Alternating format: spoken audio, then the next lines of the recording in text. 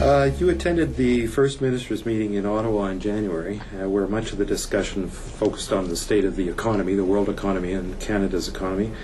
And there were two amendments made to the agreement on internal trade there, both designed to achieve greater mobility for people moving from province to take jobs. Why are those amendments important to a province like Saskatchewan? It's a great question, and it really goes to the question we were just talking about in terms of the labor shortage that we have here in the province.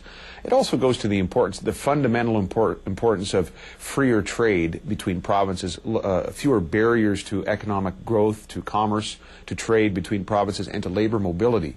So here we now have provinces agreeing that they ought to recognize people trained in other jurisdictions in those in certain fields, certainly in most fields now, and I give credit to a lot of the veteran premiers, Premier Doer at the top of that list, I think, who have really led this process. So I think there's more work to be done on perhaps on some of the trade issues between provinces, but lots of progress on labor mobility so people can, it makes sense that if you are a teacher in Manitoba, that ought to be recognized in the province of Saskatchewan. I think there's an understanding that what other provinces are doing in post-secondary education and skills training is as effective as any other province. And so there might be some nuances in certain areas of employment, but I think it's positive that we would recognize those people, and it's good for labor mobility.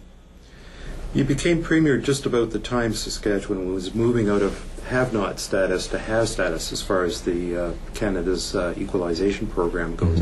But I'm wondering if you have a sense of whether being a have province sort of changes the dynamic when you go to First Minister's meetings.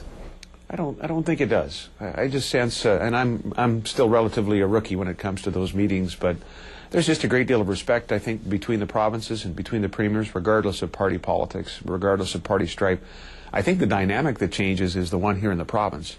There's a new mindset here. We're proud of this. In a typical Saskatchewan way, where there's a humble self-assuredness, and there's still that modesty, that prairie modesty, but we're proud of that have province status. We want to keep it because, I think Saskatchewan people understand for a very long time the rest of the country, when we were a have-not province, the rest of the country, or at least the have provinces, were there indirectly helping Saskatchewan.